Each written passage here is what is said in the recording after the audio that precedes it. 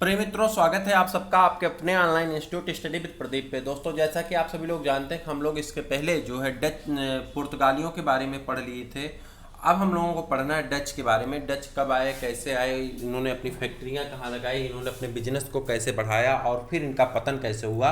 तो इन सभी चीज़ों के बारे में हम लोग आज इस वीडियो में डिस्कस करने वाले हैं। मुझे उम्मीद है कि आप अभी तक चैनल को सब्सक्राइब कर लिए होंगे, अपने दोस्तों को शेयर भी कर चुके होंगे। अगर नहीं किए हैं तो जल्दी से कर लीजिए और बेल आइकन को प्रेस कर दीजिए। तो बात करते हैं यहाँ डच के बारे में।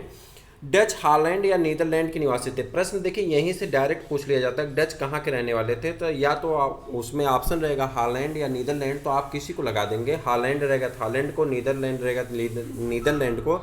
कभी कभी आपको कंफ्यूज करने के लिए ए और बी कर देता है, तो आप वहाँ कहेगा ए और सी ऑप्शन जो रहेगा आपका ए और बी दोनों रहेगा उसमें, तो आप सी वाले ऑप्शन पर लगाइएगा।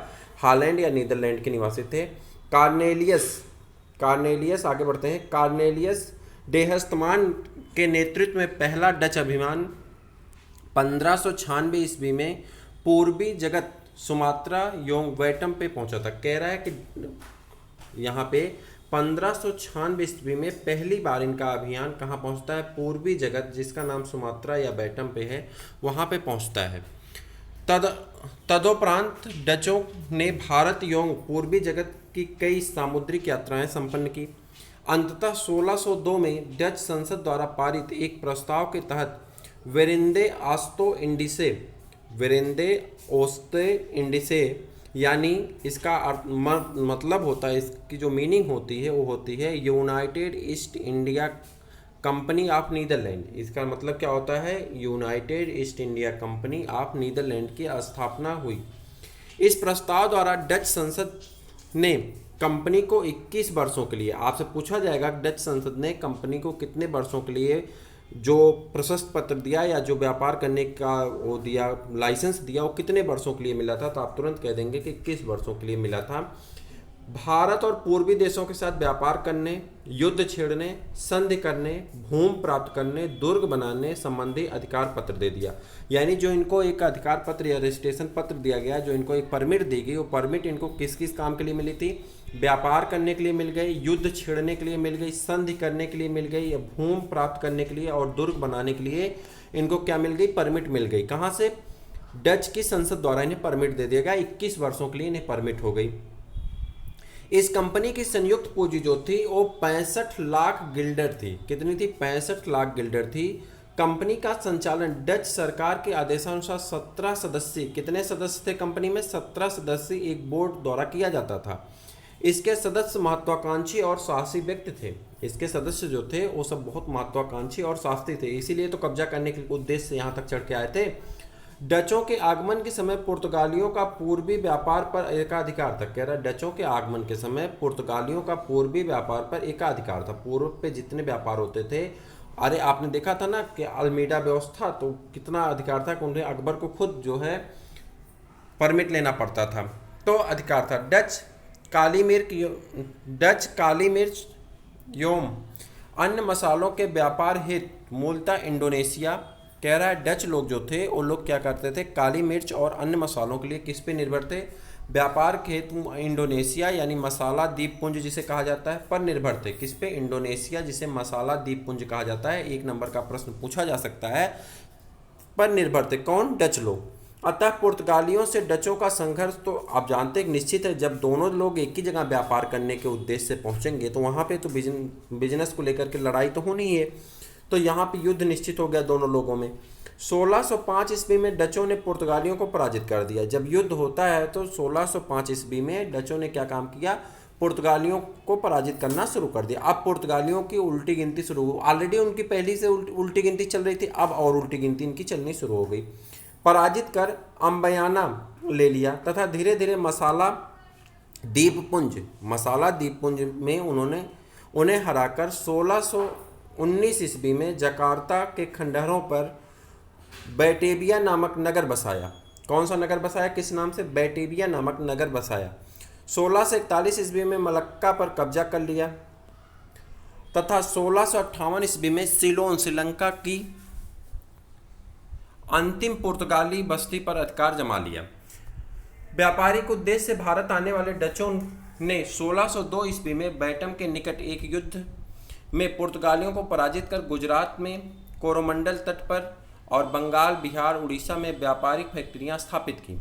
भारत में उनकी महत्वपूर्ण कोठियां मुसलीपट्टनम, पुलिकट, सूरत, बिमलीपट्टनम, कराईकल, बड़ा नगर, बालासोर, नागपट्टिनम और कोचीन में खुली। डचों ने बंगाल में पहली फैक्ट्री 1627 ईस्वी में, देखिए यहाँ पे ये प्रश्न आपका इंपॉर्टेंट है, डचों ने बंगाल में पहली फैक्ट्री 1627 ईस्वी में पीपली में स्थापित की थी और कुछ ही दिन बाद डच पीपली से बालासोर चले गए और वहाँ पर अपनी फैक्ट्री स्थापित कर ली। 1653 ईस्वी में डचों ने हुगली के निकट चिंसुरा में अपनी फैक्ट्री स्थापित की। 1653 में कहाँ? हुगली के निकट चिंसुरा में अपनी फैक्ट्री स्थापित करते हैं। तदुपरांत बंगाल में डचों का सही ढंग से व्यापार शुरू हुआ। चिंसुरा में डचों ने गुस्ताबुस नामक किले का निर्माण किया। किसका? गुस्ताबुस नामक किले का निर्माण किया। इसके बाद डचों ने कासिम बाजार और पटना में फैक्ट्रियां स्थापित की। मालाबार तटवर्ती प्रदेशों में कोचीन और कन्नानौर दो प्रमुख डच व्यापारिक केंद्र थे। 1690 ईस्वी के बाद पुलिकट के बदले कोरोमंडल तट पर डचों का मुख्य केंद्र बन गया था। डच लोग मुख्यतः मसालों, नील, कच्चे रेशम, वस्त्र, अफीम, सोरा तथा का व्यापार करते थे। इनकी व्यापारिक व्यवस्था सहकारिता पर निर्भर थी या आधारित थी। ठीक है। डचों ने भारत से पुर्तगालियों को समुद्री व्यापार से निष्कासित कर दिया, किंतु अंग्रेजों की नौसैनिक शक्ति के सामने नहीं टिक सके। कह रहा है डच जब आए तो इन्होंने क्या काम किया? पुर्तगालियों को यहाँ से तो निकाल दिए, लेकिन जब अंग्रेज आए तो डच टिक नहीं पाए और ऐसी स्थिति में क्या हुआ कि अंग्रेज इनके ऊपर हावी हो गए। 1759 में अंग्रेजों एवं डचों के मध्य वेदरा का युद्ध हुआ, जिसमें डच पराजित हुए और उनका भारत में अंतिम रूप से पतन हो गया। इस युद्ध में अंग्रेज सेना का नेतृत्व क्लाइव ने किया था। 1795 में अंग्रेजों ने डचों को अंतिम रूप से भारत से निष्कासित कर दिया। डचों के पतन के जिम्मेदार कारणों में उनका अंग्रेजों की तुलना में नौसैनिक शक्ति का कमजोर होना, मसालों के द्वीपों पर अधिक ध्यान देना, आर्थिक स्थिति का कमजोर होना, अत्यधिक केंद्रीकरण की नीति अपनाना आदि माना जाता है। डचों ने भारत में व्यापार पर ही अधिक ध्यान दिया। उन्होंने यहाँ की राजनीति में ना तो कभी हस्तक्षेप किया और ना ही रुचि लिया। इस प्रकार से डचों का क्या हो जाता है? पतन हो जाता है और अंग्रेजों का क्या हो जाता है? आधिपत्य यहाँ पे स्थापित हो जाता है। मुझे उम्मीद है कि आपने इस बात को धीरे धीरे समझा होगा। मैंने बहुत रुक करके, बहुत तोड़ करके उसे समझाने की कोशिश की है। मैं उसे बहुत रुक करके, तोड़ के बताया हूँ ताकि आप उसे अच्छी तरह से समझ सकें। ठीक है।